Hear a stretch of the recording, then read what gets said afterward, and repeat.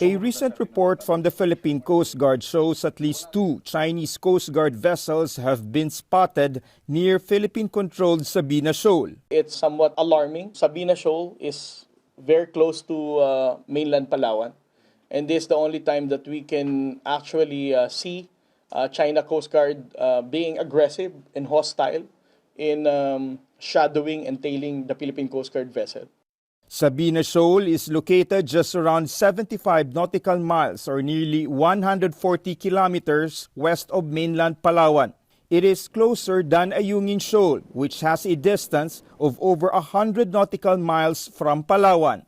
Before, they were only in Ayungin. Now they are coming close to Sabina. This is the first time that the Chinese Coast Guard vessel have deployed at least 2 vessels. We still don't have any concrete explanation.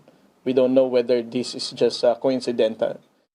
Instead of pulling back, the PCG driving away Chinese and Vietnamese vessels in the area. Mga Vietnamese fishing vessels naman ay agad namang tumugon. Umalis sila sa area ng Sabina. At may mga naiwan doon na Chinese maritime militia. A fisherman sharing this video on Facebook after witnessing Philippine authorities go after Chinese vessels near Pag-asa Island. A Chinese warship was also recently sighted off Pag-asa, the Chinese Navy issuing a radio challenge to the PCG,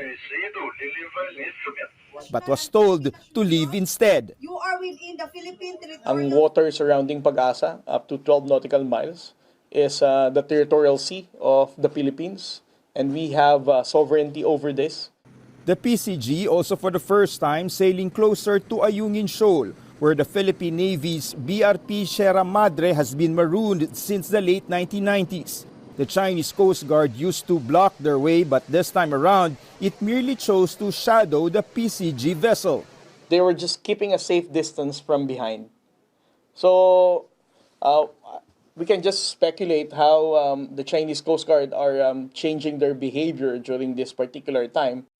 Despite their cat-and-mouse game with Chinese vessels, the PCG says there is no backing down in asserting the nation's rights over the West Philippine Sea.